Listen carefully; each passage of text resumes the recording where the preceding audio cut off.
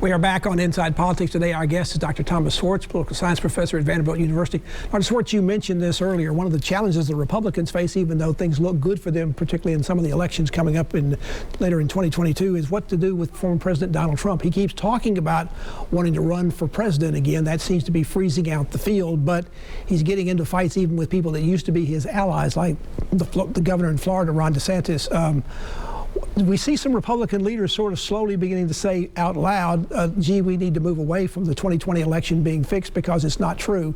But Donald Trump has the capability of tying this election up even in 2022 because he is out there endorsing his own slate of candidates, which are sometimes different from what mainstream Republicans have been wanting to do in those races. Yes, he has tried to make it a litmus test that Republican candidates around the country endorse his claims of a stolen election. And he is trying to run various people. And if they are successful in winning, that will be part of his continuing control and dominance of the Republican Party. But yes, his insistence that people adhere to his beliefs about the 2020 election is really one of the more damaging aspects to the current Republican prospects. Donald Trump's been under investigation for many years on many different topics. Nothing has come of it so far. These investigations continue, particularly the one with the Select Committee in the House looking into his role in the January 6th insurrection at the Capitol. There were more investigations talked about this week, one down in Georgia, considering the 2020 election and trying to overturn the results in Georgia. Is anything ever going to come of all this? I mean, people hear this all the time, but aren't they kind of just tuning it out now? Yes, I'm actually afraid so. I don't know that much will come of this. I think what will come is probably simply a reconfirmation to those who already think Trump was the instigator of the rebellion, of the insurrection or riots, and what he did in Georgia, which was taped and is recorded, him trying to find votes. I mean, this will reconfirm it. I don't think that anything serious legally will actually happen, though. What you'll get is simply embarrassing stories, and that some people will choose to believe them, and some will, devoted followers of Trump, will continue to see this as a political witch hunt. But in pushing back against the Republicans, isn't keeping Donald Trump as the boogeyman out there to motivate their voters, and for that matter, maybe bring back some independents to support the Democrats, because they don't want Donald Trump to be, a lot of voters don't want Donald Trump to be back in office or back in power? Absolutely. No, I think to the extent that Donald Trump remains the issue, I think that is something that will largely help the Democrats. It doesn't guarantee that they can hold on to the House and Senate, but it certainly would help their vote totals if many of the independents who've been drifting away from them since the issues with Biden, inflation, and the pandemic, it would help bring some of those back if they were frightened enough of a resurgence of Donald Trump. This investigation being done by the Select Committee in the House, that will run out and end if the Republicans take over the Congress in the House in January of next year. They did get some records this week. The Supreme Court went against former President Trump and said that those records can be given from the Library of Congress for them to look at.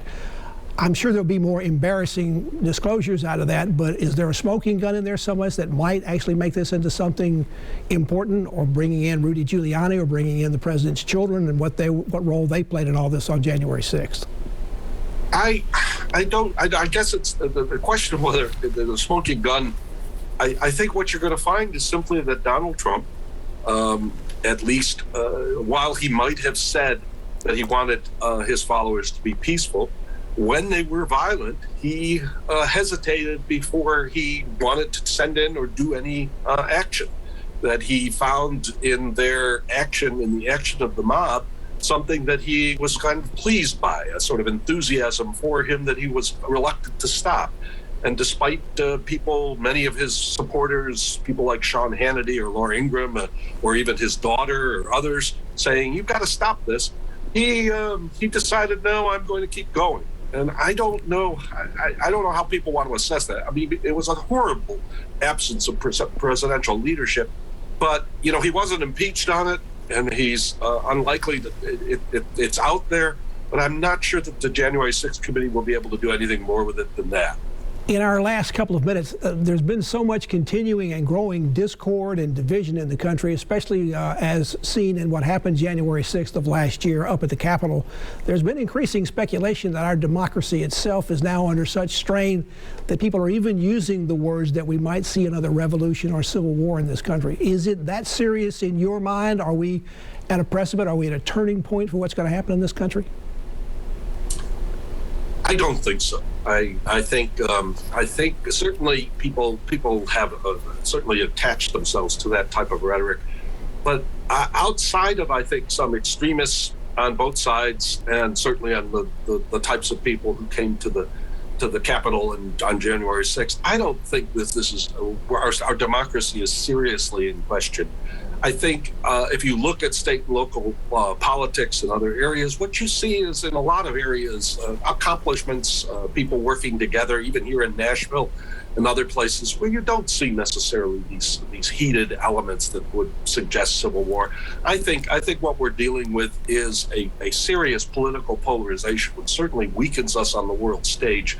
But I don't think we're in imminent danger of collapse or civil war. Very briefly, if there's one thing we need to do in this country to sort of help bring us back together, what might that be? I think it would be lowering the temperature of our politics, maybe by focusing on things that we actually agree on. I would hope, for example, that the administration, there's a bill in Congress, for example, has bipartisan support on increasing semiconductors and getting more building of, and avoiding these supply chain things, as well as fixing the Electoral Count Act, which has bipartisan Dr. support. Schwartz, we need to leave it right there. Thank you very much for joining us. I always appreciate having you on the program.